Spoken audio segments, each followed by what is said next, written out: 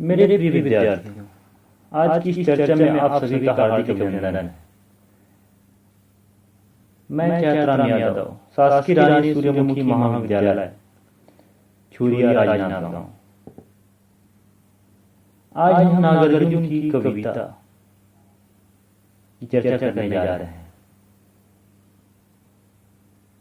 इससे पहले मैंने नागार्जुन की कविता अकाल और उसके बाद की व्याख्या कर YouTube के माध्यम से आप सभी के पास भेज दिए हैं। तो आज हम नागार्जुन की महत्वपूर्ण कविता की पुनः चर्चा करने जा रहे हैं। आज हम शासन की बंदूक और यह तुम थी कविता की चर्चा करने जा रहे हैं। तो पहले हम शासन की बंदूक कविता की चर्चा कर लेते हैं।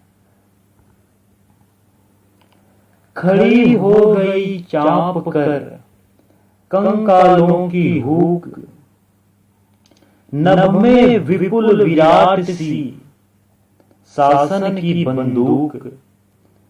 उस हिटलरी गुमान पर सभी रहे हैं थूक, जिसमें कानी हो गई शासन की बंदूक। बड़ी बधिरता 10 गुनी बने विनोआ मुक, धन्य धन्य वह शासन की बंदूक।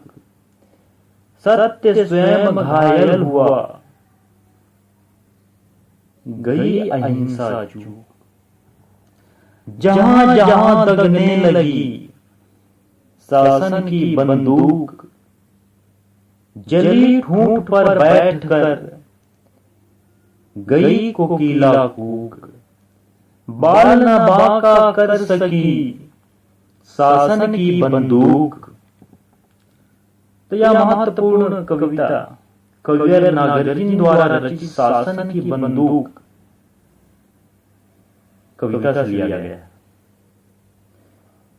इसमें कवि ने भारत सरकार की उस प्रवृत्ति पर व्यंग किया है कि वह निर्धनता और शोषण के कारण कंकाल मात्र बने लोगों पर लाठियों और गोलियों की वर्षा तो करा देती है, किंतु उनके अभावों की पूर्ति का प्रयास वह बिल्कुल नहीं करती है।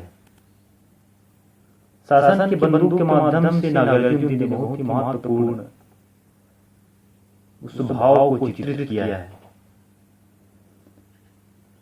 नागार्जुन कहता है कि शासन द्वारा निर्धनों पर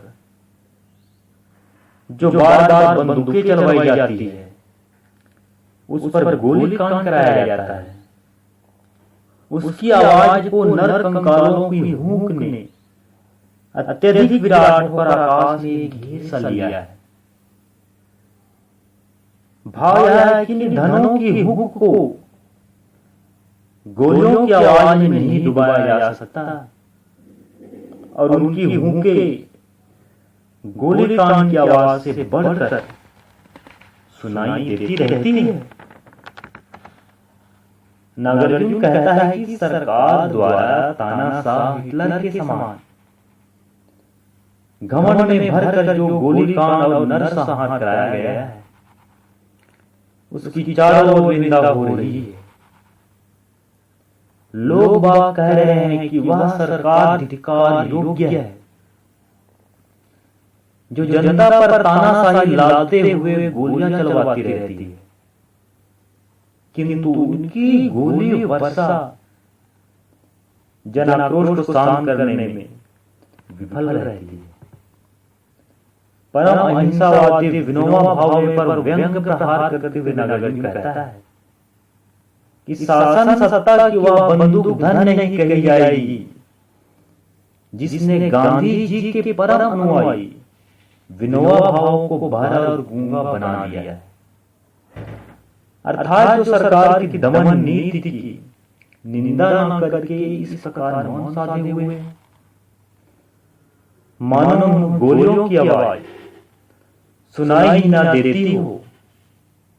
कवि कहता है कि जब से भारत सरकार निरपराध लोगों पर इधर उधर गोलियां चलवाने लगी है, तब से ऐसा प्रतीत होने लगा है मानो सच्चाई घायल हो गई है और भारतवर्ष में जिस अहिंसावाद का ढिंढोरा पीटा जाता है वह भी समाप्त हो गई।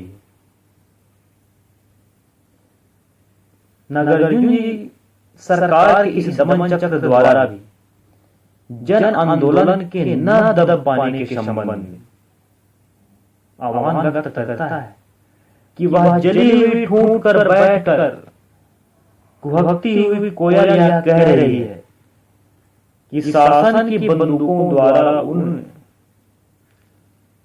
शोषित नरकंकालों का बाल भी बांका नहीं हो सका है जो आंदोलन की राह पर है।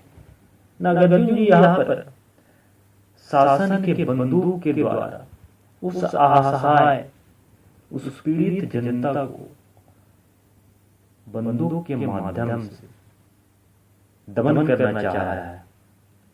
इस पंक्ति में कवि की जन आंदोलन की सफलता विषयक अटूट आस्था व्यक्त हुई है।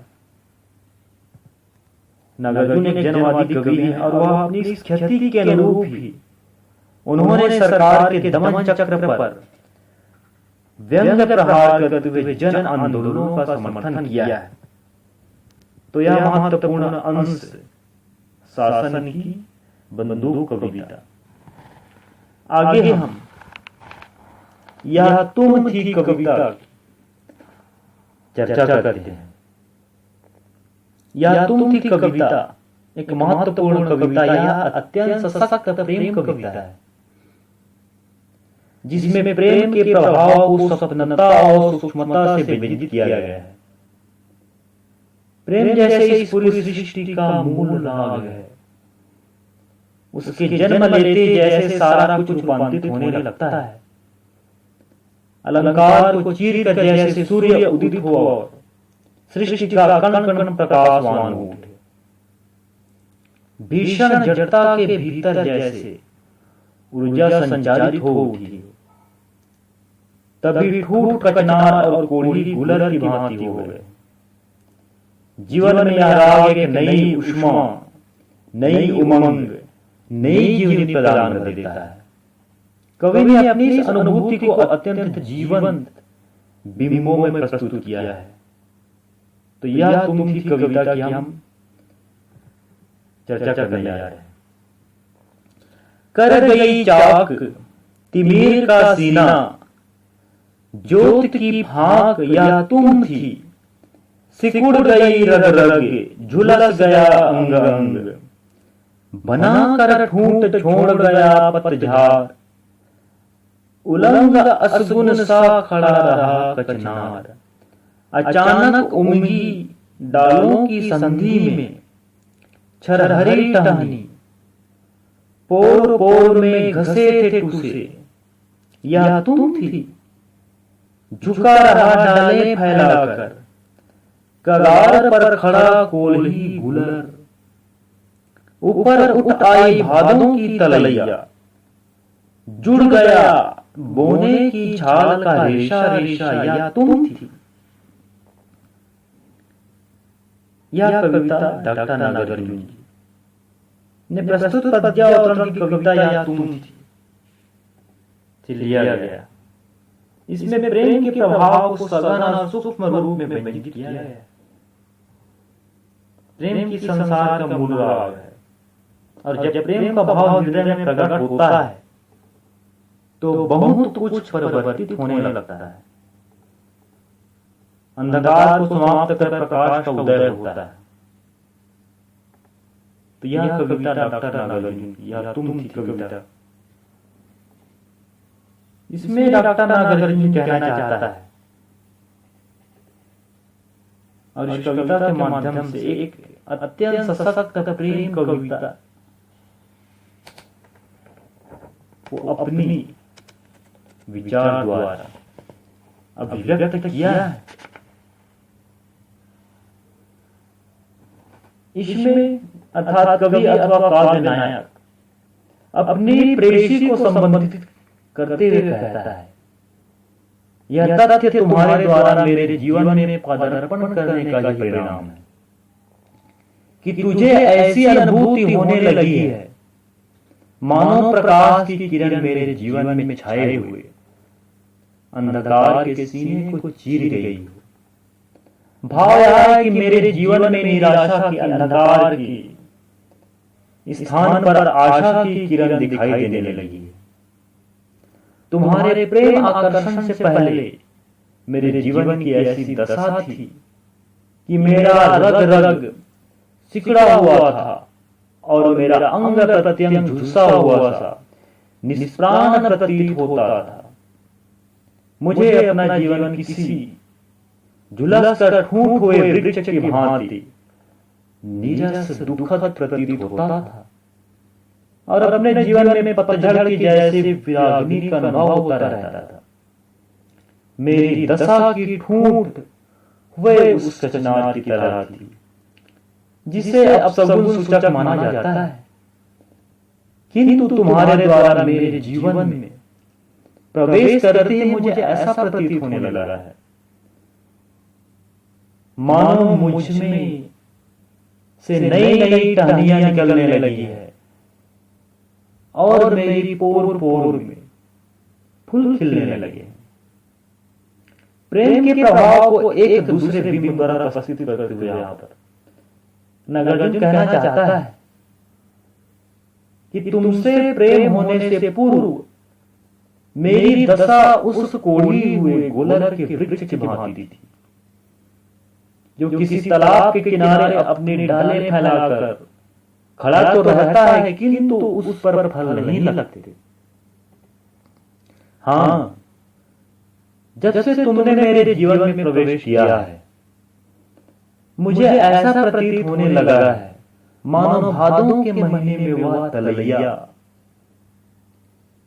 जिसके किनारे वह कोढ़ी गुलर का वृक्ष खड़ा था उसका जल ऊपर को उठाया हो जिससे उस कोढ़ी वृक्ष की छाल का रेशा रेशा सरब उठा हो कि हे प्रेयसी यह तुम्हारे प्रेमाकर्षण का ही प्रताप है। यह तुम किया कविता नागार्जुन की महत्वपूर्ण कविता है। विशेष बात यह है कि प्रेम और आराधना शक्ति का स्रोत है। इस भाव के हृदय में आने से ही जीवन में अंधकार निराशा समाप्त हो जाती है। वह स्वयं एक जीवनी शक्ति का संचार महसूस करता है। तो यह तुम थी कविता नागार्जुन की महत्वपूर्ण कविता है जिसमें प्रेम के महत्वपूर्ण भाव को अभिव्यक्त किया गया है।